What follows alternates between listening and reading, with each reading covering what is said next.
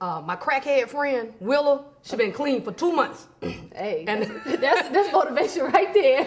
I met her at a show. We were doing a show at Jobology a couple years back, and on the corner of Edgewood and Boulevard right there. Of course, it's no longer there, but she used to always ask us for money coming out. But made friends with her because I saw her so often. Never judged her, never said get off that stuff or nothing like that. And eventually it came around. And the reason why, you know, I would ask the people to go ahead and contribute is because, of course, well, not of course, but she's HIV positive, probably AIDS now. And it's just better sometimes go ahead and give a dollar. Go get you some crack instead of whoring yourself out for it and then potentially spreading the disease. So you never know. You never know. I just have a giving heart.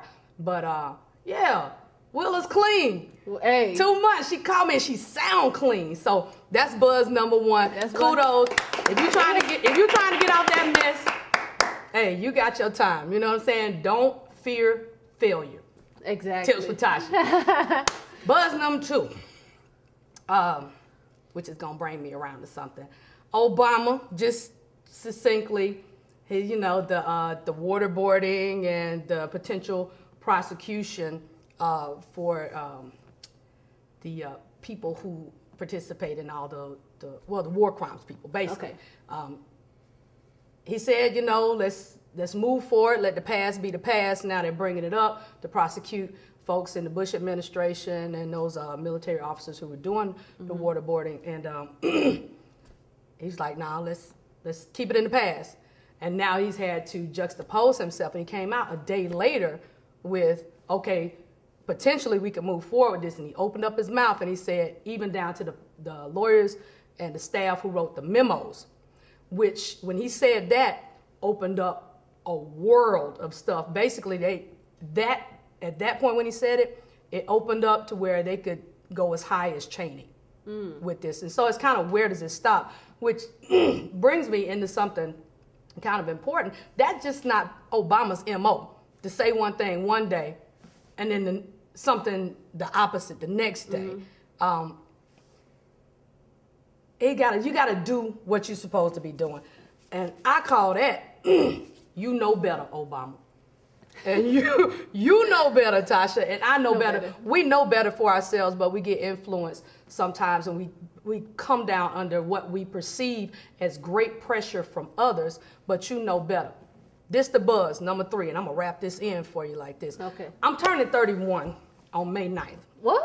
So I got a couple of... Tell. You can't tell. Thank you, boo.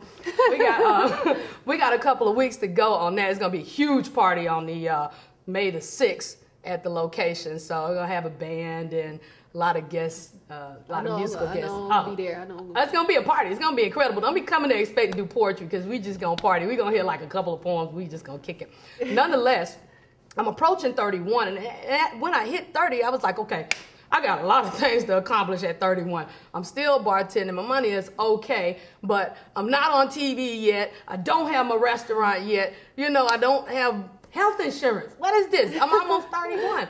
So I figured there was a lot of things that I really needed to achieve by the time I got 31, since I didn't get them by the time I was 30. And I was putting myself under this insurmountable pressure to achieve these tangible goals. So what I did, I decided to hire some help. I said, because this is not happening as fast as I want to. So I hired a consultant. I started reading the books that people wanted me to read, doing the things that people wanted me to do because I felt like they could do something for me, right? This wasn't me. It was, I could be that. Follow me now. I could be that. But what I decided to do was fall back and understand that I know better for me. God hadn't given me all this experience right now to just kind of throw it away and take everybody else's advice. And of course, we're here, humans, we're here to support each other and to counsel each other, but we have to be real careful about our counsel and pick your friends wisely. But just fall back and say, I know better for me. So what I decided to do, I went to Barnes & Nobles. I got the books that I wanted to read. I woke up, I prayed to God how I wanted to pray to God. I said the affirmations that I wanted to say. Not anything that anybody recommended to me, but I decided these things for myself. And I ate the things that I wanted to eat. I did the things that I wanted to do, and I was so much happier. And then what happened was certain people start falling into my life. And this has been over the last 2 weeks. Certain people start falling into my life.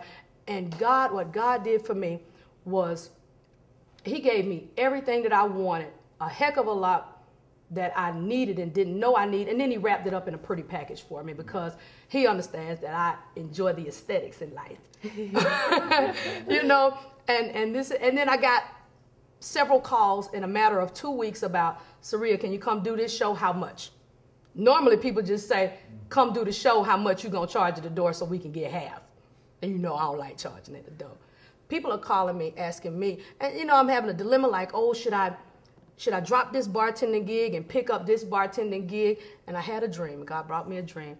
And basically the dream resulted in, you know what? Probably neither one of these gigs is really for you. And we're constantly making choices between what's actually in front of us instead of visualizing what we want for ourselves. And that's the thing. If you continue to practice knowing yourself better, then you can see beyond what's right in front of you.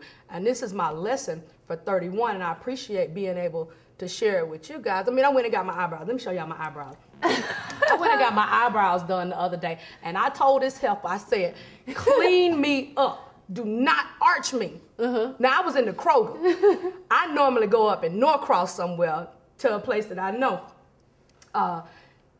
And so what I did, I just went to Kroger because it was, you know, it was time for me to go to the show. And I said, I got to get this wolf man off my face. I knew better than to get my eyebrows done in Kroger. I knew better. And so I should have did better. You should have did better. But being under pressure, and that's a really simple thing, but being under pressure or putting myself under undue pressure. You see what I'm saying? If I fall back, start my day like I want to start it, read the books I want to read, fulfill myself, what I like to do, then I can be a much bigger blessing to the people around me. And then the floodgates open up and I'm able to see the blessings impending blessings for other people that the universe has for me. We have a duty here. And if we don't exact ourselves, then we can't fulfill our destiny. Hey, inspired, like I said with the tip, be inspired, but do not copy. That goes to that. And another, right. That's what it goes, falls right back to that. And as well, you know that little tweeter thing now? You know, everybody tweet. Okay, I'm on there. I put a quote up, and I said, it pays to be yourself. It pays to be yourself. Can't nobody do you like you. So be yourself. That's the most important part of fulfilling your destiny, because no one can walk in your shoes, and no one can do what you can do. And no one is going to get in the way of your gift, because your gift is your gift. And when God created you, he created you and broke the mold, and no one else has that mold. Preach, okay? Tasha Reid, preach! I don't want to go to the sermon, you know, sometimes I get the feeling, but you know. My God! You can get your Wednesday fixed, like for real. Start your whole week over with the Tasha Reid show. Then come to open mic poetry with Syria Mills. That hump day gets you right through that week. Because you know, Wednesdays, people be like, man, I don't know if I'm going to make it. Tune in. I'm telling you, baby, I got it. You sure do. I got your fix for the week. You're just pumping each other up. All right.